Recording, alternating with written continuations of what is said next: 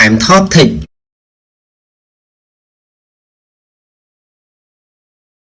សួស្តីបងប្អូននិងប្រិយមិត្តទាំងអស់គ្នាដែលកំពុងតែតាមដានទស្សនាវីដេអូខ្លីៗស្ដីពីគន្លឹះល្អៗពី Cam Top Tech ដែលតែងតែចេញផ្សាយជារៀងរាល់ថ្ងៃ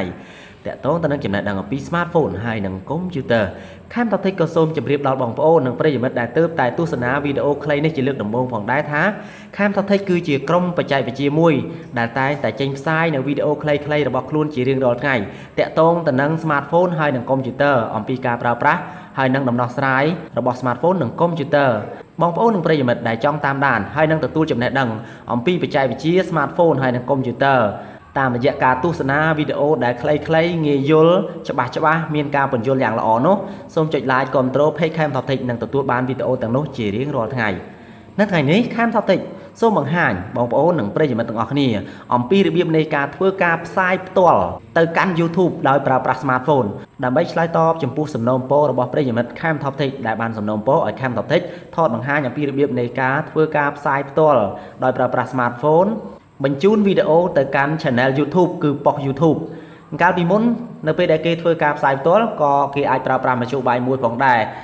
គឺគេប្រើប្រាស់កាមេរ៉ាកុំព្យូទ័រដូចអ្នកទាំងអស់គ្នាឃើញស្រាប់ហើយក៏ប៉ុន្តែកាមេរ៉ាកុំព្យូទ័រគឺវាមានគុណភាពអន់វាមិនមានគុណភាពដូចកាមេរ៉ា Smartphone របស់យើងនោះឡើយបើសិនជាយើងធៀបនាពេលបច្ចុប្បន្ននេះម្យ៉ាងទៀតនៅក្នុងស្ថាប័នមួយចំនួនគេតែងតែធ្វើការផ្សាយផ្ទាល់ដោយបំពាក់នៅឧបករណ៍ទំនើបជាច្រើនដែលជួនកាលគេអាចចំណាយលុយទៅដល់$10,000នោះដើម្បីរៀបចំជា Studio ឬក៏រៀបចំបំពាក់នៅឧបករណ៍ទំនើបដើម្បីធ្វើការផ្សាយផ្ទាល់ចូលទៅកាន់ Channel YouTube របស់គេប៉ុន្តែនៅពេលនេះ Cam Top Tech បង្ហាញនៅវិធីសាស្ត្រក្នុងការផ្សាយផ្ទាល់ដោយប្រើប្រាស់កាមេរ៉ា Smartphone ដែលដំណើរការដោយប្រព័ន្ធប្រតិបត្តិការ Android ដែលអ្នកទាំងអស់គ្នាអាចប្រើប្រាស់បានគ្រប់គ្នាតែម្ដងគឺវាមានភាពងាយស្រួលមានការចំណាយតិចហើយថតបានវីដេអូនៅក្នុងកម្រិតច្បាស់ទៀតផងអញ្ចឹងតើគេធ្វើការផ្សាយផ្ទាល់ទៅកាន់ YouTube ដោយប្រើប្រាស់ Smartphone យ៉ាងដូចម្ដេចបាទប្រិយមិត្តទាំងអស់គ្នាកាលដែល Cam Top Tech ធ្វើការផ្សាយផ្ទាល់ទៅកាន់ YouTube កន្លងមកនោះគឺ Cam Top Tech បានប្រើប្រាស់នៅមុខងារមួយនៅក្នុងកាមេរ៉ាតែម្ដងដែលមុខងារនោះគឺវាអនុញ្ញាតឲ្យ Cam Top Tech ប្រើប្រាស់វាដើម្បីធ្វើការផ្សាយផ្ទាល់ចូលទៅកាន់ Channel YouTube គឺប៉ុស្តិ៍ YouTube របស់ Cam Top Tech នឹងគឺជាចំណុចមួយដែលយើងអាចប្រើប្រាស់ Smartphone ដើម្បីធ្វើការផ្សាយផ្ទាល់បានផងដែរ Smartphone ដែលមានមុខងារ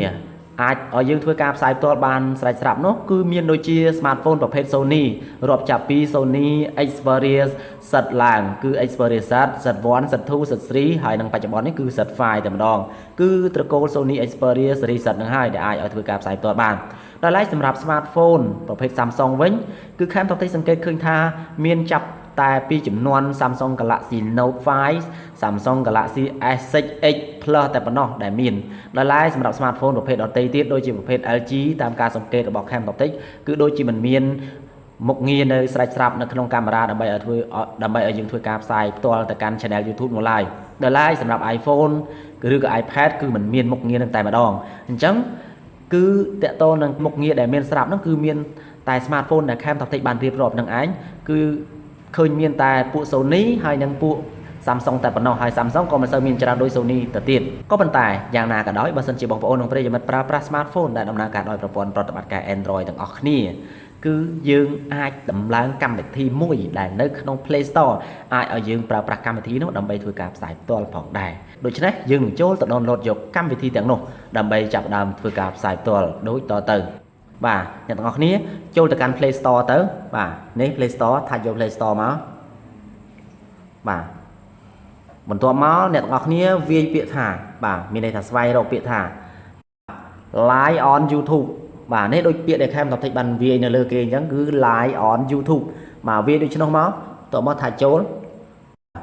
នេះហើយគឺជាកម្មវិធីដែលយើងអាចប្រើប្រាស់វាដើម្បីធ្វើការផ្សាយផ្ទាល់ទៅកាន់ Channel YouTube របស់យើងដែលវាមានឈ្មោះថា Live on YouTube ថាចូលមកបាទនៅលើគេហ្នឹង Cam Top Tech សូមអ្នកទាំងអស់គ្នាកត់សម្គាល់ទៅលើ logo របស់វាបន្តិចក្រៅពីកម្មវិធីហ្នឹងអ្នកទាំងអស់គ្នាមិនគួរជ្រើសរើសយកទេអ្នកទាំងអស់គ្នាគួរតែជ្រើសរើសយកតែកម្មវិធីនេះបានហើយវាងាយស្រួលប្រើហើយវាមានគុណភាពល្អបាទនេះ logo របស់វាគឺមានបែបនេះបាទលក្ខណៈវាគឺក្រហមហើយមានលក្ខណៈដូចជាដុំពពកនៅត្រង់កណ្ដាលអញ្ចឹងបាទក្រៅពី logo ហ្នឹងសូមអ្នកទាំងអស់គ្នាកុំជ្រើសរើសយកអីអញ្ចឹងយើងថាយក install ដើម្បីដំឡើងកម្មវិធីនេះយកទៅប្រើប្រាស់តោះមកថាយក accept ហើយរងចាំវាមួយផ្លែតអូខេវាបានដំឡើងរួចរាល់ ទៅហើយអញ្ចឹងអ្នកទាំងអស់គ្នានេះថាច់បើកវាមកថាយក open បាទថាយក open មកបាទនេះគឺជាទ្រង់ទ្រាយនៃកម្មវិធីនេះនៅពេលដែលយើងថាច់បើកវាបាទវានឹងឃើញបែបនេះបាទវាឲ្យយើងចូលទៅ sign in នៅ account email របស់យើងដូច្នេះអ្នកទាំងអស់គ្នាត្រូវតែធ្វើការ sign in នៅ account email ដែលអ្នកទាំងអស់គ្នាមានគឺ account channel YouTube នឹងឯងប៉ុន្តែដើម្បីធ្វើការផ្សាយផ្ទាល់បានបន្ទាប់ពី download យកកម្មវិធី Live on YouTube រួចហើយអ្នកទាំងអស់គ្នាត្រូវចូលទៅរៀបចំនៅ account YouTube របស់ខ្លួនជាមុនសិនដោយប្រើប្រាស់កុំព្យូទ័រអញ្ចឹងអ្នកទាំងអស់គ្នាប្រើប្រាស់ smartphone ហើយនិងកុំព្យូទ័រប៉ុន្តែការប្រើប្រាស់កុំព្យូទ័រនោះគឺគ្រាន់តែប្រើប្រាស់ដើម្បីរៀបចំនៅ account YouTube នៅ channel YouTube របស់យើងជាលើកដំបូងតែប៉ុណ្ណោះក្រៅពីនឹងយើងមិនត្រូវការវាជាលើកទី2ទៀតទេបាទអញ្ចឹងសូមក្រឡេកទៅមើលនៅលើអេក្រង់កុំព្យូទ័រនៅលើកុំព្យូទ័រសូមអ្នកទាំងអស់គ្នាចូលទៅកាន់ youtube.com អញ្ចឹងមកបន្ទាប់មកនៅខាងលើជាងខាងស្ដាំអ្នកទាំងអស់គ្នាធ្វើការ sign in ចូលនៅ account YouTube របស់ខ្លួនដែលខ្លួនចង់ផ្សាយវីដេអូចូលនឹងបាទនៅពេលដែលយើងคลิกយក sign in មកគឺវាចេញបែបនេះអញ្ចឹងមានន័យថាដើម្បីអាចធ្វើការផ្សាយផ្ទាល់ចូលទៅកាន់ account YouTube របស់យើងបានដំបូងឡើយគឺអ្នកទាំងអស់គ្នាត្រូវតែមាន email មួយដែលជាប្រភេទ Gmail ដើម្បីដឹងពីរបៀបនៃការបង្កើតនៅ email អ្នកទាំងអស់គ្នាអាចចូលទៅកាន់ YouTube ហើយវិពាក្យថា Camtoptext ដក clear create ដក clear email Camtoptext create email ពេលនោះអ្នកទាំងអស់គ្នានឹងឃើញពីរបៀបនៃការបង្កើត email ដែល Camtoptext ធ្វើការបង្ហាញតាមរយៈវីដេអូមួយនៅលើ YouTube ហើយ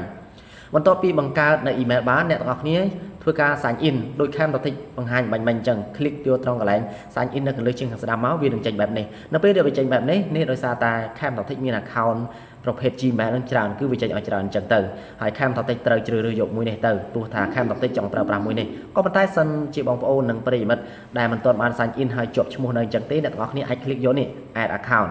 បាទប៉ុន្តែ Camtoptext សូមជ្រើសរើសយកត្រង់កន្លែងនេះហើយបន្ទាប់មកបញ្ចូលនៅ password បាទរួចឲ្យ click sign in បន្ទាប់មកសូមបន្តយកត្រង់កន្លែងដានបើសិនជាវាចេញបែបនេះបើវាទៅមុខមិនថ្មីទេបាទហើយទៅក្រឡេកទៅខាងលើជាងខាងស្ដាំនេះអ្នកទាំងអស់គ្នានឹងឃើញរូបភាពរបស់ខ្លួនជាមិនខានបាទនេះរូបភាពរបស់ខ្លួន click យកមកហើយ click យកត្រង់កន្លែង Creator Studio បាទនេះ click យកត្រង់កន្លែងនេះមកបន្ទាប់មកទៀតបើសិនជា click យកត្រង់កន្លែងនេះហើយវាចេញឲ្យបងប្អូននិងប្រិយមិត្តទាំងអស់គ្នា create channel គឺអ្នកទាំងអស់គ្នាត្រូវបង្កើតនៅ account YouTube ជាមុនសិនបន្ទាប់ពីបង្កើត account YouTube ហើយអ្នកទាំងអស់គ្នា click យកត្រង់កន្លែង Creator Studio សាជាថ្មីបន្ទាប់ពី click យកត្រង់កន្លែងនោះហើយវានឹងចូលមកបែបនេះនៅពេលដែលចូលមកបែបនេះហើយសូមអ្នកទាំងអស់គ្នា click យកត្រង់កន្លែងនេះ channel នៅខាងឆ្វេងបន្ទាប់មកបងប្អូននិងប្រិយមិត្តទាំងអស់គ្នាត្រូវអូសចុះក្រោមបាទអូសចុះក្រោមទៀតបាទនេះនៅពេលអូសចុះក្រោមហើយនេះត្រង់កន្លែង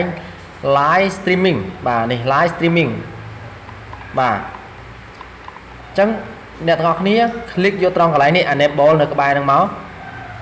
បន្ទាប់មកវាឲ្យបងប្អូននិងប្រិយមិត្តទាំងអស់គ្នាដាក់បញ្ចូលនៅលេខទូរស័ព្ទនិងអាលវាផ្ញើសារមួយមកកាន់អ្នកទាំងអស់គ្នាបាទអញ្ចឹងយើង click យកត្រង់កន្លែង take me the verification code នៅខាងក្រោមនេះវាមានជម្រើស2ប៉ុន្តែយើងត្រូវជ្រើសរើសយកខាងក្រោមបន្ទាប់មកអ្នកទាំងអស់គ្នាបញ្ចូលលេខទូរស័ព្ទអញ្ចឹងក៏លេខមកខាងក្រៅបន្តិចនេះលេខទូរស័ព្ទរបស់ Camtoptext ហើយ Camtoptext នឹងធ្វើការដាក់លេខទូរស័ព្ទនេះចូលបាទគឺយើងដាក់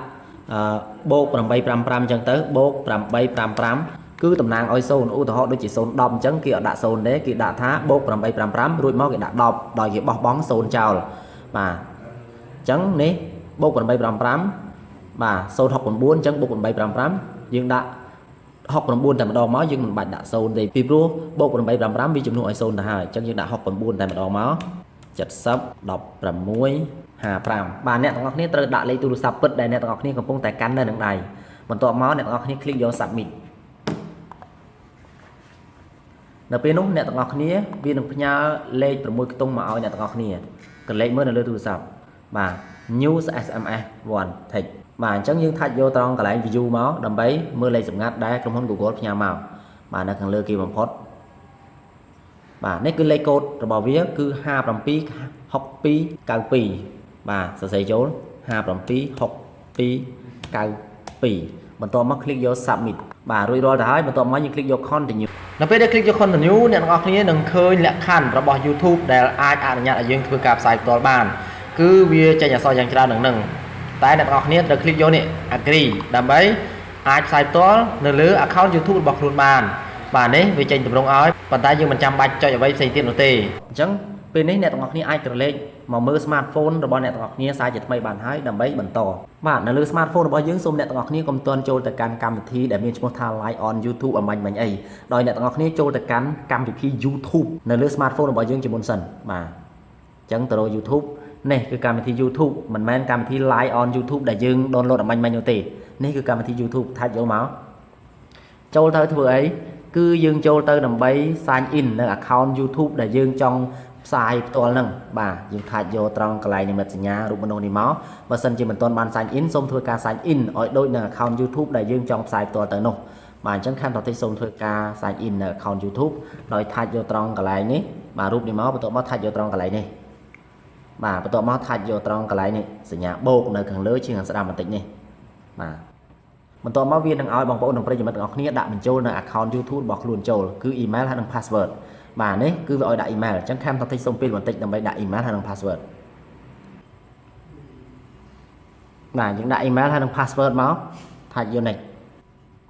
បន្ទាប់មកថាច់យក accept នៅខាងក្រោមបន្ទាប់មកវានឹងឲ្យបងប្អូននិងប្រិយមិត្តធ្វើការជ្រើសរើសនៅ channel គឺ account YouTube ជាមិនខានបាទបើអត់ឲ្យជ្រើសរើសទេអ្នកទាំងអស់គ្នាថាច់យកត្រង់កន្លែងនេះរូបមនុស្សនេះបាទបន្ទាប់មកនេះនៅត្រង់កន្លែងនេះគឺជ្រើសរើស channel ដែលអ្នកទាំងអស់គ្នាចង់ធ្វើការផ្សាយផ្ទាល់ទៅបាទជាក់ស្ដែងគឺខាងតតិចត្រូវហើយជ្រើសរើសយក channel មួយនេះតែម្ដងបាទខាងតតិច tutorial បាទคลิกយកមកបន្តមកទៀតយើងអាចត្រឡប់ទៅកាន់កម្មវិធីមួយដែលមានឈ្មោះថា Live on YouTube បានហើយបាទដែលយើងបាន download មិញនៅលើ Play Store បាទនេះ Live on YouTube ថាយក open សារជាថ្មីពេលនោះវានៅតែទាមទារឲ្យបងប្អូននិងប្រិយមិត្តទាំងអស់គ្នាដាក់បញ្ចូលនៅ email គឺ account YouTube ដែលអ្នកទាំងអស់គ្នាចង់ធ្វើការផ្សាយផ្ទាល់នោះបាទអញ្ចឹងសូមដាក់ដូចតទៅបាទយើងដាក់ email របស់យើងចូលបាទនេះគឺ email នេះដែលខាងតតិចរៀបចំមិញហ្នឹងគឺ email ហ្នឹងហើយបន្ទាប់មកសូមដាក់ password ចូលប៉ុន្តែมันបង្ហាញអ្នកទាំងអស់គ្នាទេដាក់ password រួចហើយសូមអ្នកទាំងអស់គ្នាថាច់យក sign in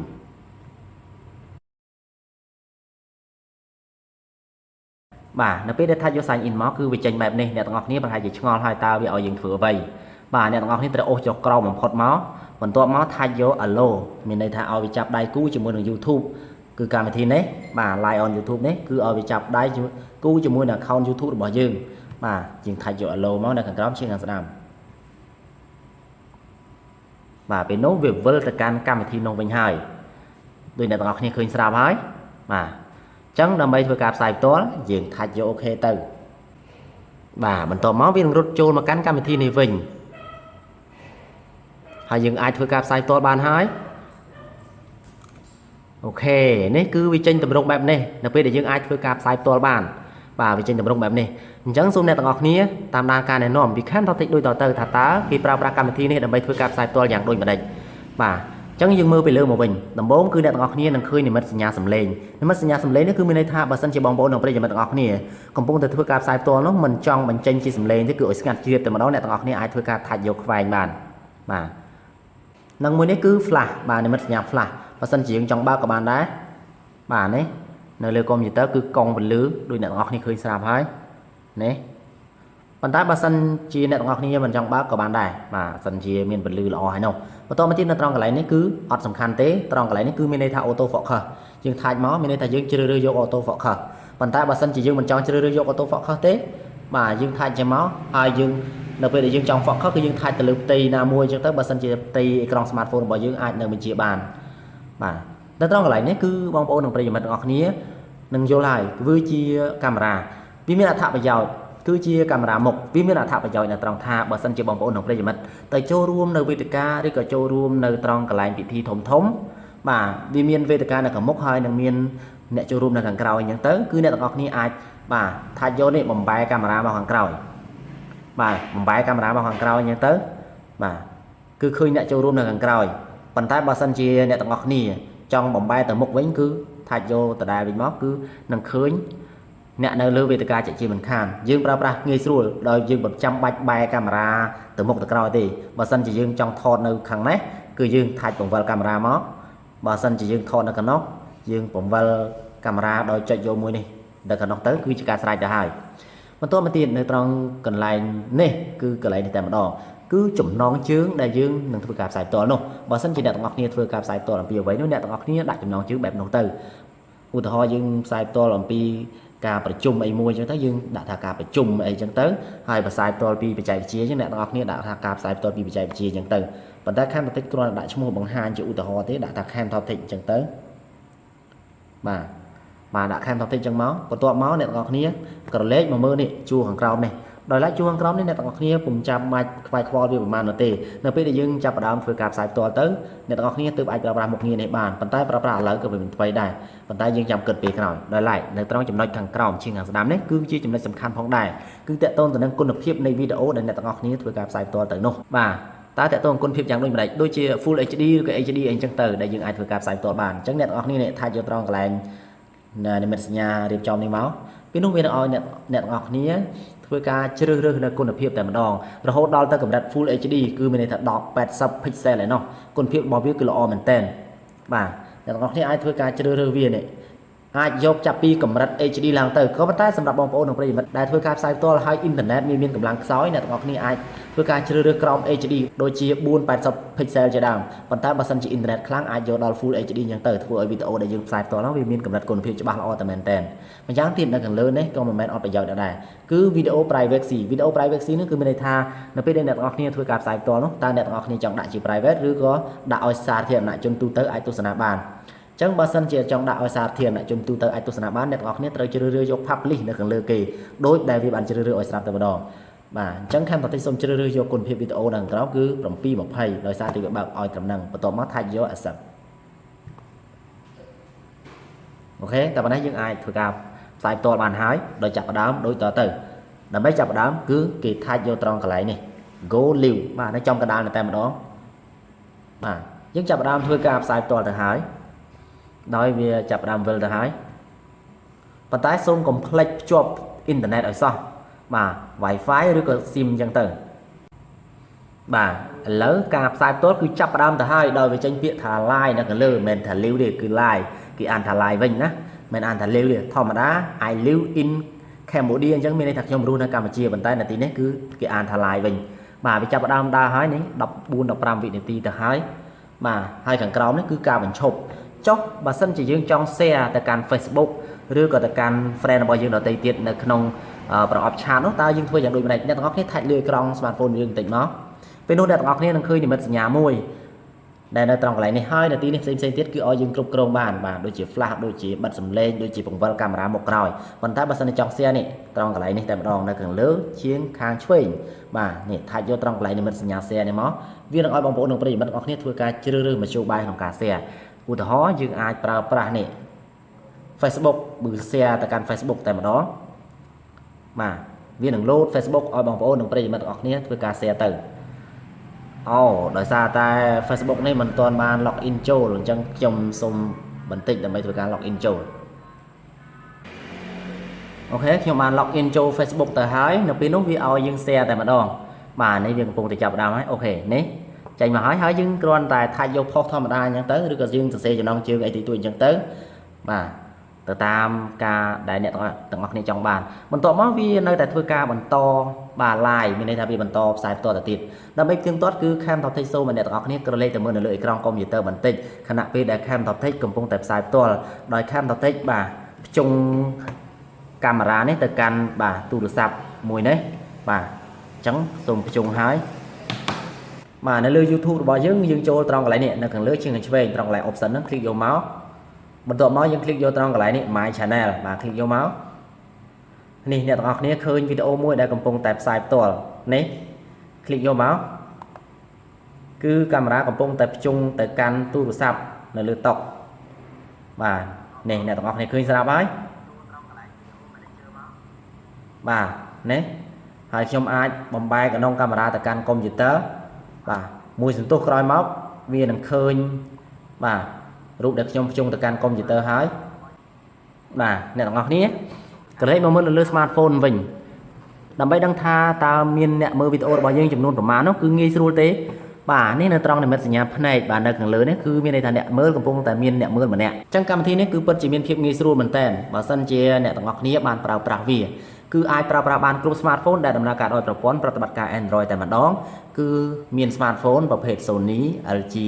Samsung, Huawei, Sky Vega, HTC បាទឲ្យតែ smartphone ដែលដំណើរការដោយប្រព័ន្ធប្រតិបត្តិការ Android គឺចូលទៅ download យកវានៅក្នុង Play Store នេះហើយគឺជារបៀបនៃការផ្សាយផ្ទាល់ដោយប្រើប្រាស់ smartphone ដែល Camp Toptech ចង់បង្ហាញដល់បងប្អូននិងប្រិយមិត្តទាំងអស់គ្នាហើយសូមធ្វើតាមការណែនាំរបស់ Camp Toptech គឺអ្នកទាំងអស់គ្នាត្រូវតែមាន smartphone ហើយនិង computer បើសិនជាអ្នកទាំងអស់គ្នាអត់ computer ទេអ្នកទាំងអស់គ្នាអាចធ្វើការខ្ចីនៅ computer របស់អ្នកដទៃមក plate អញ្ចឹងទៅដើម្បីធ្វើការរៀបចំតាមការណែនាំរបស់ Camp Toptech តើយ៉ាងម៉េចដែរម្ចាស់សំណូមពរនៅវីដេអូមួយនេះដែលចង់ឲ្យ Camp Toptech បង្ហាញអំពីរបៀបនៃការផ្សាយផ្ទាល់នោះបាទសង្ឃឹមថាពេញចិត្តជាមិនខានបើសិនជាមានបញ្ហាអីមួយបន្ទាប់ពីទស្សនាវីដេអូមួយនេះហើយនៅតែមិនយល់អ្នកទាំងអស់គ្នាអាចចូលទៅកាន់ YouTube នៅរៀងរាល់ម៉ោង9ដល់ម៉ោង10ព្រឹកដើម្បីធ្វើការសាកសួរមក Camp Toptech តែម្ដងគឺវាយពាក្យនៅលើ YouTube ថា Camp Toptech .clear TV Camp Toptech TV ដើម្បីចូលទៅសួរសំណួរនៅរៀងរាល់ម៉ោង9ទៅម៉ោង10ព្រឹក Camp Toptech មានលក់វីដេអូមេរៀនបុកប្រូក្រាមទូរស័ព្ទសម្រាប់បងប្អូននិងប្រិយមិត្តដែលមិនបានមកសិក្សាជាមួយនឹង Camp Toptech ដោយផ្ទាល់ក្នុងវគ្គបុកប្រូក្រាមទូរស័ព្ទនោះទេឬក៏មានការរវល់ឬក៏នៅឆ្ងាយនោះបងប្អូននិងប្រិយមិត្តអាចតាក់ទងមកទិញវីដេអូនេះបានពីព្រោះវីដេអូនេះ Camp Toptech បានរៀបចំពេញលេញទៅហើយនៅឆ្នាំ2016នេះដោយវីដេអូនេះមានទាំងវីដេអូដែលថតលម្អិតគឺថតបញ្យលមួយយ៉ាងច្បាស់លាស់បូកនឹងវីដេអូដែល Camp Toptech ធ្វើការបង្រៀនសិស្សដោយផ្ទាល់ផងដែរវីដេអូទាំងពីរនេះគឺវីដេអូថតលម្អិតនិងវីដេអូដែលកំពុងតែបង្រៀនផ្ទាល់បូកចូលគ្នាអាចឲ្យបងប្អូននិងប្រិយមិត្តដែលមិនអាចមកសិក្សាជាមួយនឹង Camp Toptech ដោយផ្ទាល់ដោយសារតែឆ្ងាយឬក៏រវល់ការងារនោះមានចំណេះចេះដឹងបានយ៉ាងពិតប្រាកដពីព្រោះវីដេអូទាំងនេះវាមានលក្ខណៈងាយយល់ងាយមើលអាចអនុវត្តហើយពិតជាទទួលបានប្រយោជន៍ជាមិនខានសម្រាប់បងប្អូននិងប្រិយមិត្តដែលមានចំណាប់អារម្មណ៍ចង់ទិញវីដេអូមេរៀនបុកប្រូក្រាមទូរស័ព្ទពី Camp Toptech មានដូចជា iPhone, iPad, Samsung, Sony, LG, Huawei និង Sky Vega នោះអាចតាក់ទងមកទិញតាមរយៈលេខទូរស័ព្ទ098 21 37 36វីដេអូនេះលក់ក្នុងតម្លៃ$60មើលហើយមិនចេះមិនយល់ត្រង់ចំណុចណាមួយនោះអាចតាក់ទងមកសួរបានឬក៏មកសួរដោយផ្ទាល់បានផងដែរសូមតាក់ទងមកលេខទូរស័ព្ទសារជាថ្មីម្ដងទៀតគឺ098 21 37 36ដើម្បីទិញវីដេអូមេរៀនបុកប្រូក្រាមទូរស័ព្ទពី Camp Toptech សូមអរគុណបងប្អូននិងប្រិយមិត្តទាំងអស់គ្នាដែលបានតាមដានទស្សនាវីដេអូដ៏ពិសេសមួយពី Camp Toptech គឺរបៀបនៃការផ្សាយផ្ទាល់ដោយប្រើប្រាស់ smartphone